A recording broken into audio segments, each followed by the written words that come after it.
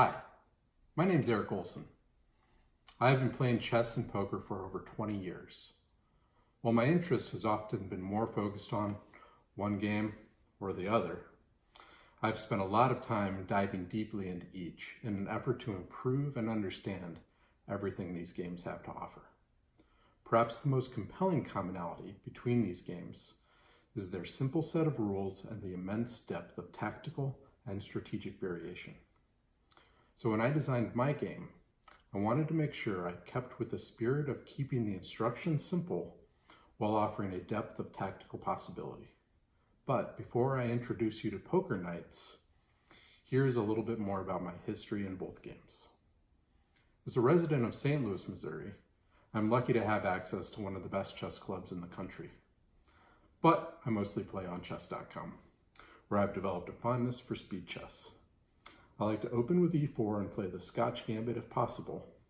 With black, I've enjoyed a few Sicilian variations over time, but recently, thanks to a lesson I received at the St. Louis Chess Club from Yasser, I've started playing the pin variation. I don't get as much of a chance to play poker these days, and it's been a number of years since I've been a regular at the PokerStars tables, but I try to play the occasional home game and usually make a yearly pilgrimage to the poker tables in Vegas. I play tight under the gun, but love raising suited connectors on the button. When I'm not playing poker or chess, I spend my days and much of my free time as a web application developer. Software engineers have a deep history with both chess and poker, and if chess.com and PokerStars have taught us anything, it's that the internet offers us a great way to play together over distance, and it doesn't hurt to have a computer to speed things along. To that end, I've created a web version of my game that can be played in real time. It's a work in progress for sure, and I'm not a game designer, so it's still very much in a beta version, but it was really fun to program out. I also wanted the game to be easy to be played face-to-face as well, so I will also explain how to play in person. If you're eager to try the app, find a friend and join them at poker-nights.com and set up a game. My game is called Poker Nights and can easily be played with just a deck of cards and some poker chips. When I was thinking about how I would design the game, the first question was, will it be a little bit more like chess or a little more like poker? I decided it would be fun to get a little bit more of my chess game into a poker game. To start out, you deal each player 2 cards face down, just like you would in Texas Hold'em. Then there's a round of betting. If both players stay in, then you deal out the flop. You lay out the rest of the cards, alternating face down, face up, in rows of 8 for the remainder of the deck. This resembles a chessboard. Play continues with white moving first. The knights move out onto the board just like they would in chess, alternating white then black. Play continues until all the pieces have arrived on face down cards.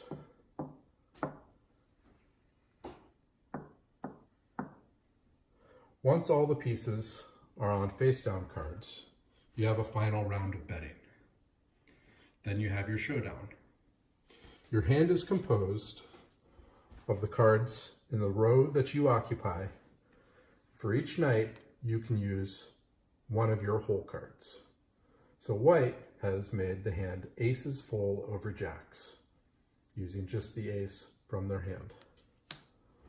Black has managed to get both knights into the same row, so they can use both of their cards, making a royal flush. There are a couple interesting features of the games that I'd like to touch on briefly. First is, I really enjoyed the fact that I can use all 52 cards in each hand. Players get dealt 2 cards, the remaining 48 make up the playing surface. I also really appreciated using the knights, both because they are positionally unique in chess, being able to do forks and put the king in checkmate with a smothered mate, which is my favorite of all mating patterns, and also just the challenge it is to calculate their movements across the board. In Poker Nights, This calculation really comes into play due to the fact that when a knight is on a face-down card, it can only move to face-up cards. Similarly, when a knight is on a face-down card, it can only move to face-up cards. The endgame is triggered when all knights are on face-down cards. So when you're preparing your move, you have to consider whether or not you want to give your opponent the opportunity to trigger the showdown. White is in just such a situation since it's their move. They could come over here and give black that opportunity, but maybe they would like to take a little bit more of an opportunity to move around a little bit and position themselves, maybe so that they can get this full house. So white is instead going to play an in-between move. Black is going to take this opportunity to take a square on this premium row. Now white has the option to maybe move back, take a square on the row while still kind of protecting these two squares right in the center. Black is going to at least block off one of those squares, maybe making it look like they're going to come in here, but really having the intent to double back and make their straight. White now can come in and take their full house. Black now doesn't know quite what to do, but says, okay, well, I've already faked out that I have this full house and can make a good bluff at that, but I'm also going to come back here and make my straight because I think that's a pretty good hand too, thus triggering the endgame scenario. So you can see the importance of really calculating out the positions with the knight and keeping in mind the showdown condition of all knights on all the face down cards, and the fact that when a knight moves, it has to move to an opposing side color. To close out this video, I wanted to talk about some of the really cool strategies and tactics that combine elements of both chess and poker. In this scenario, we have a very key concept of looking at the flop, seeing which row contains the best possible hand, and both players usually try to fight to at least position one piece on that row. In this scenario, white would like to get to that row to make their best possible hand of aces full jacks. Black is just trying to get to that row either so that they can bluff that they have the hand, or to at least prevent white from the possibility of getting to that hand. In this scenario, both players can hit all the squares in the row. So we have a zugzwang situation where you don't want to be the first player to have to move. Black is primarily hoping to, if white has to move, get a piece on the row, and if white eventually does get a piece there, they want to come back and at least take their straight.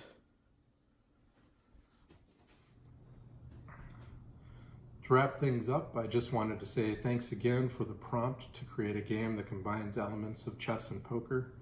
It was a really fun exercise to code out and really fun to see the different strategic and tactical things arise as I started playing out the game over the board. So again, please remember to check out poker-nights.com and play it online, or just lay out the cards with your poker chips and have fun. Thanks.